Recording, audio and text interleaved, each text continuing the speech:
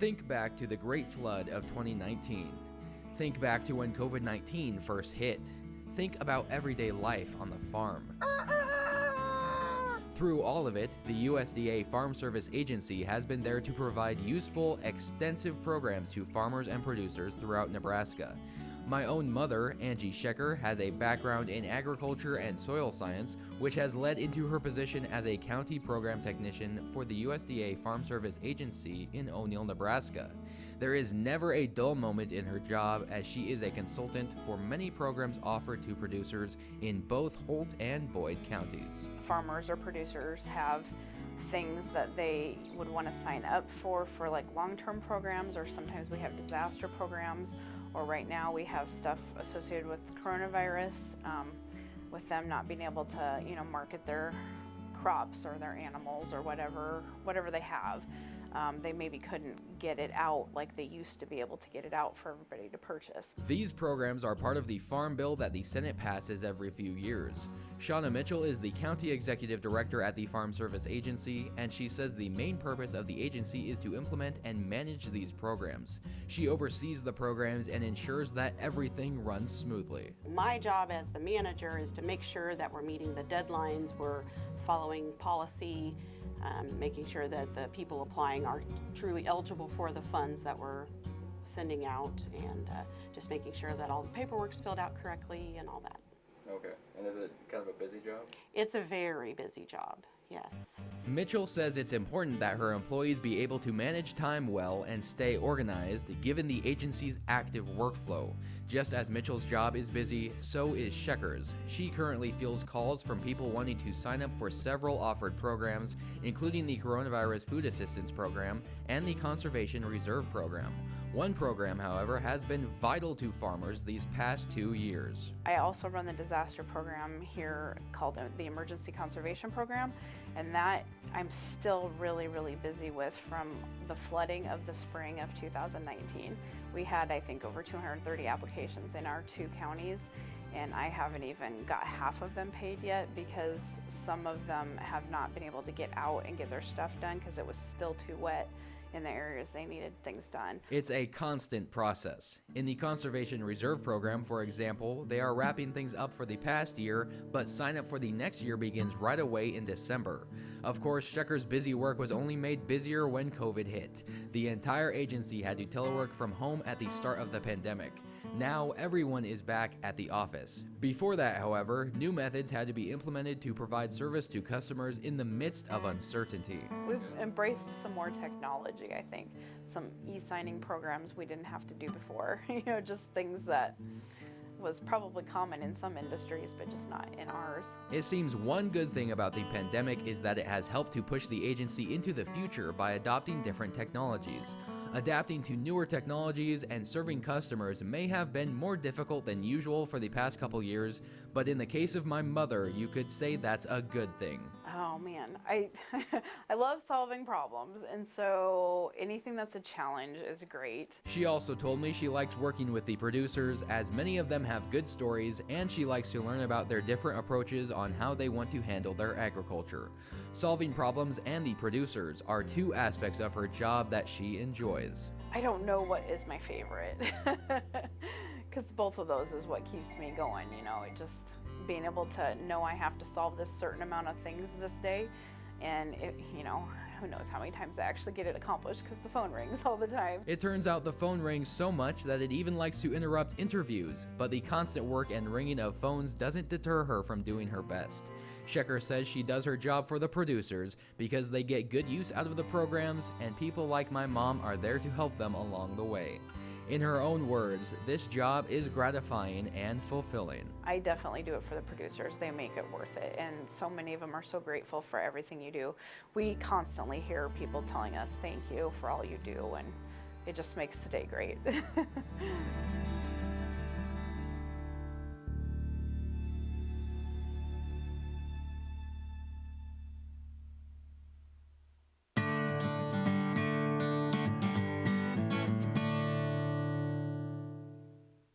The coronavirus hasn't been easy on anyone, and everyone has felt the effect of it.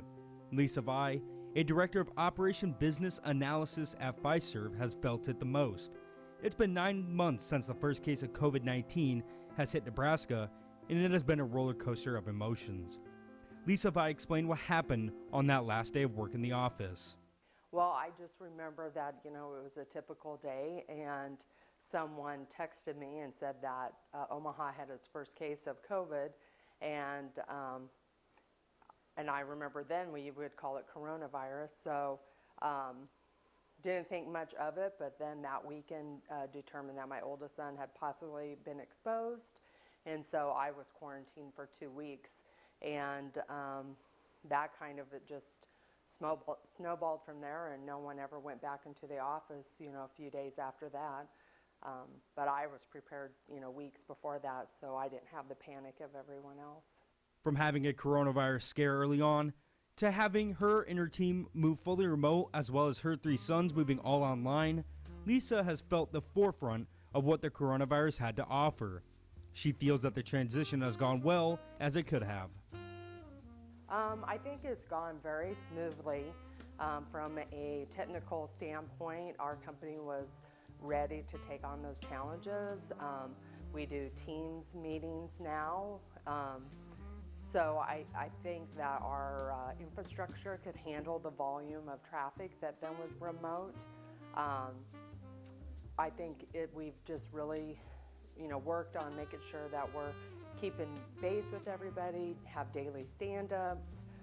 So it's just, you have to work more to be connected with people, and especially having a team underneath me, I really have to make sure when I have meetings with them, I have my video on so that they can, see me and feel like they're connected with me.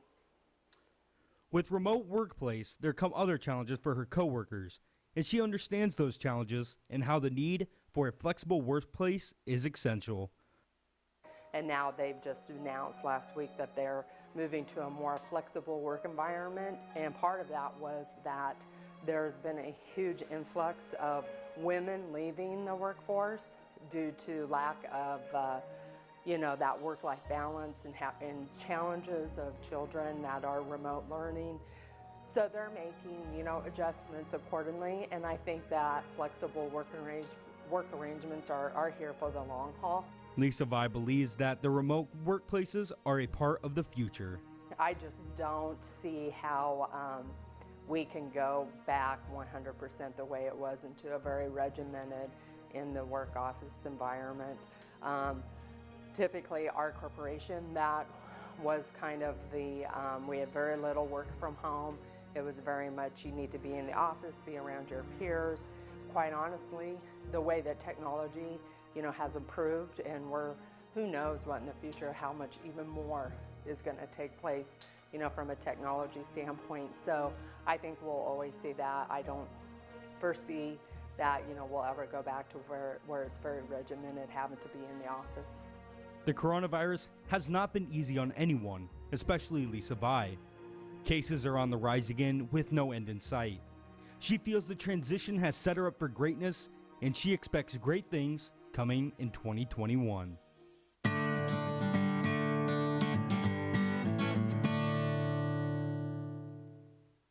Hastings, Nebraska, a small community with lots of different businesses. Most of the time, businesses want different ways to be able to promote themselves. Provident Promotions is a Hastings-based media company who helps businesses and nonprofits create marketing tools they need. Yeah, so we threw out shingle and we started business in January 2011, but I've been in the graphics design, web development industry since 2006. Provident Promotions does many different things for businesses and help them define what they look like in a marketing standpoint. Yeah, so a primary focus of our services is graphic design and then website design and development. We also specialize in video production and commercial photography. Provident Promotions keeps local business in mind, but also works with many different other big corporations all across the globe. I think what made me want to open Provident Promotions was the fact that a lot of local businesses need great website design. They need great marketing as well. And my previous employer, we did serve the smaller markets, but we also did regional, national, and that kind of became the focus. So we kind of took our eyes off the small business, and I felt like they were being a little bit underserved. And so I really wanted to be able to do both. I wanted to be able to work for a client that may have an international company down to the mom and pop shop down the street, because I felt like that's my roots, coming from Hastings, Nebraska. You know, we're small town USA, and you know, we need to look good too. Provident Promotions helps businesses in the community with many different things. Today they are helping a local concrete plant with a promotion that they are in need of drivers for their trucks. Provident was hired to make a video that would catch the eye of potential new employees. Yeah, I think we help out our community and local businesses by helping them understand who they are and how to best present themselves to the public. A big part of selling your service or selling your product is to being able to effectively communicate that to people and in the best way possible. So it might be the best format, it might be the best copywriting, and so we really try to help them curate the content the best, puts the best foot forward for their business. COVID-19 has been a huge impacting factor in many businesses across the world, and Provident Promotions is no different. They experienced many troubles as the pandemic first hit. So when COVID hit, it really shut down our photography. It shut down the video production. You know, it was put on hold for a couple months, at least 2, maybe 3 months. I don't even want to think about how long it was. It felt long. Thankfully, with Provident Promotions, we do have, the graphic design and the website design and development piece. So that helps us to stay busy no matter what's going on. I mean, you could do that from home, and we have from in the past, just to kind of keep that social distancing happening. But it did affect us, definitely financially. I think morale too, like it just being away from everybody, it was kind of a bummer. And so we're really glad to be back and really busy this fall. Despite COVID-19 being a huge impact on business, that hasn't stopped Provident from continuing to do what they can and also have some fun day in and day out. Seeing going from just some ideas to a finished project, and it might be a mom and pop shop, but we make them look like $1 million. And that to me is super fun to really elevate somebody's look and appearance and help them out. So that's a lot of fun to me. Other fun aspects of this job and what I love to see too, again, is the logo designs, the branding that we do, coming up with maybe even a company name. So people will come to us saying, I got this great company, this great product, I don't even have a name for it, will you help us? So we can take them through a workshop and just help them cultivate, what is this going to be? Who are you? And what does this look like on paper? So that is a lot of fun to flesh it out and to see visually what this company is going to be. And so that is just a lot of fun to be a part of that process.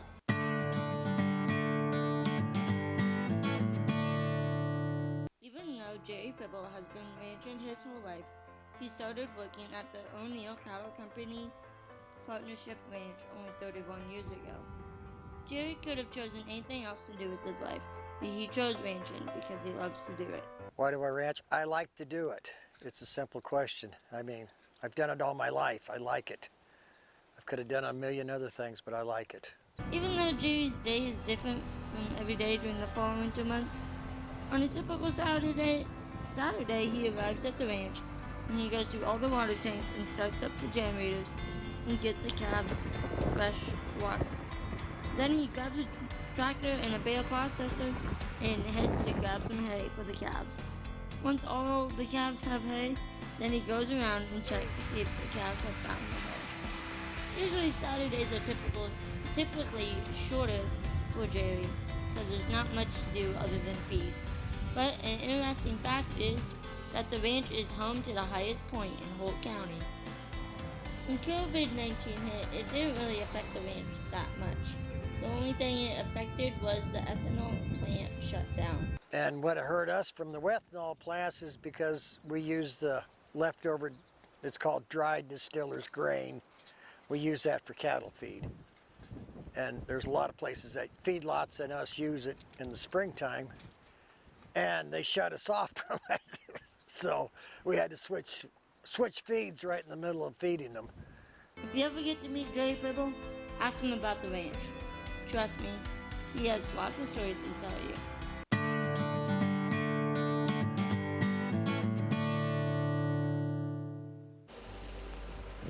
Fontenelle, Nebraska. Blink, and you quite literally might miss it. Here is the home of Fontenelle Orchards. It was first opened in the late 1940s. Evidence of this is apparent in the many posters around the apple barn, which is the main staple of Fontenelle Orchards. Tim Vai is the current owner and operator of Fontenelle Orchards, taking it over at the young age of only 20. I love working for the company of Fontenelle Orchard. I love it. Tim manages the orchard with himself and his three sons, Logan, Luke, and Lance. Here you can find many different items such as nuts, jams, jellies, and a whole lot more.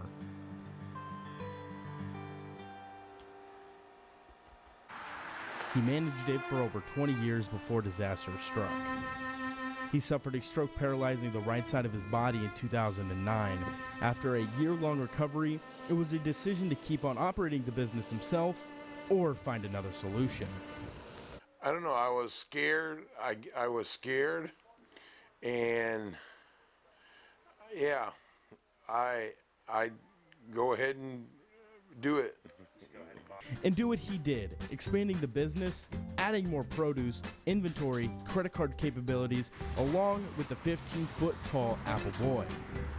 He also expanded the orchard that now offers Empire, Jonagold, Gala,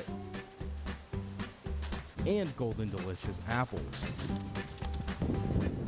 Things were starting to look good until the pandemic hit.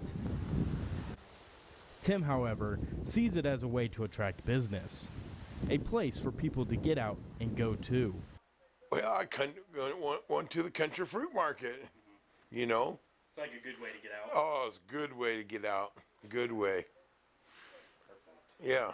The usual season runs from late spring to the end of October.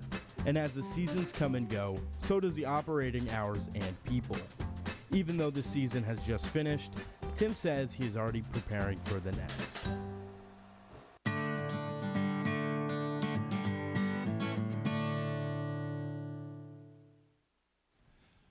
I got my idea for the company over a few years, and I've always had a love for creativity, typically in the audio field and also the video field.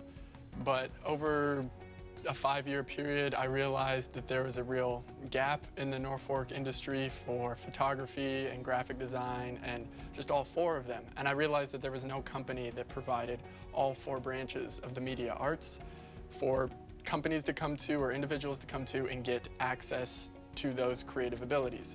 So the idea was just to create one company to combine all the branches under one roof, and it allows for young creative individuals to come and be employed and earn money to create what they love. So the name Fat Sunny Studios actually has a little bit of a complex backstory to it. I actually started creating music way back in junior high when I was in 7th grade, and I wanted to be under the artist name Fat Sunny. It's the opposite of Slim Shady, which is the evil persona of the rapper Eminem. I wanted to be just as talented as him.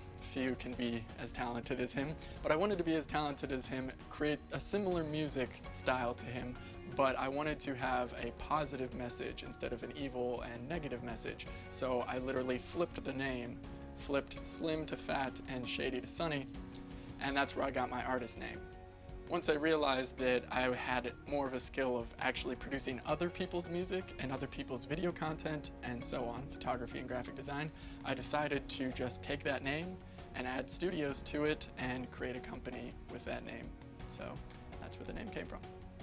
My company is a media arts company.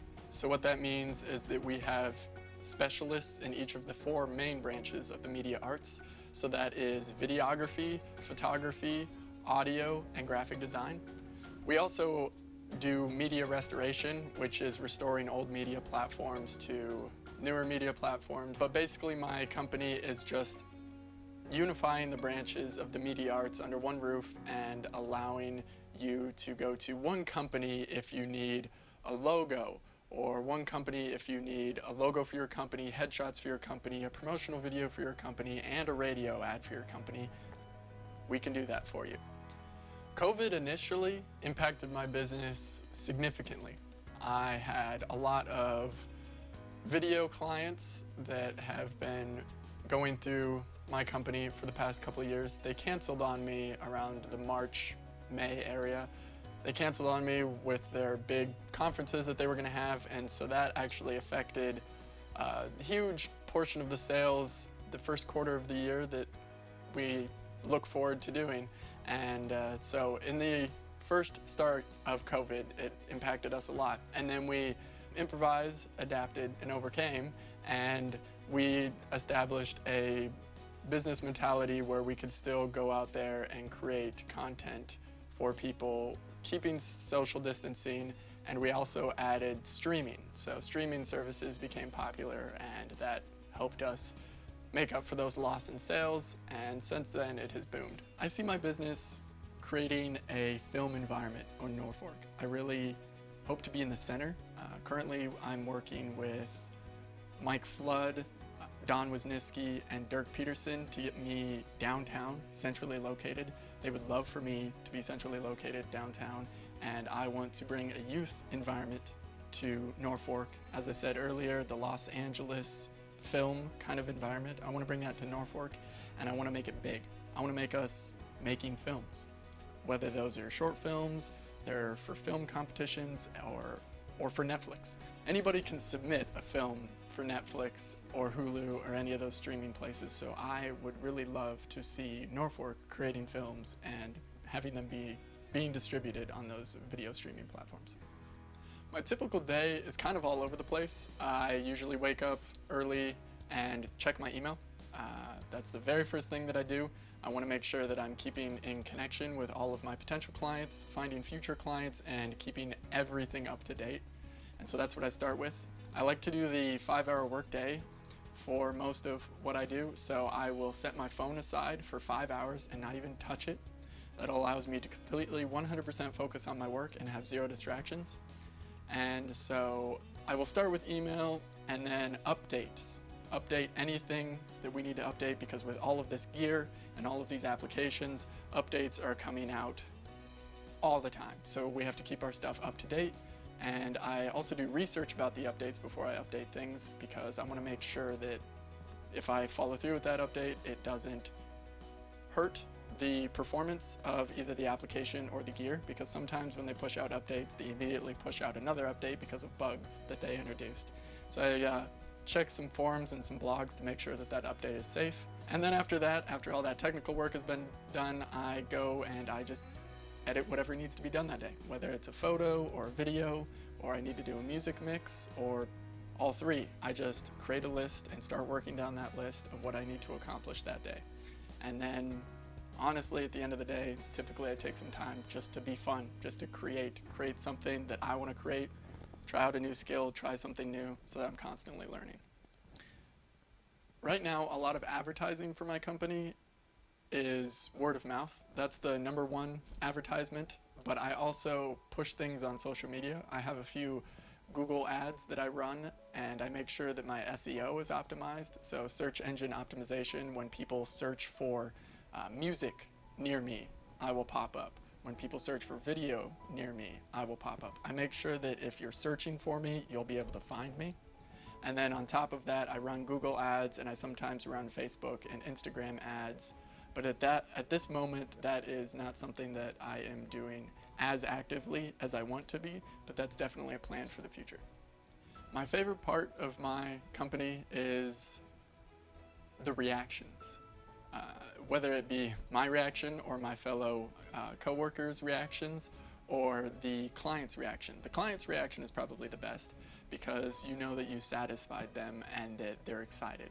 When they get really into a project that you created, or you introduced some sort of element that they weren't expecting or that they didn't think of, and it turns out really, really well, and they love it and they get a part of it, seeing their reaction, seeing their smile, seeing them being happy with the overall result of the product is just great, because the hours of work that you put in going frame by frame or editing something for hours that you just wanted to get right pays off when you see their reaction of happiness and joy and exactly what they wanted when they asked you to bring their vision to life. And that's our ultimate goal, is to bring their vision to life.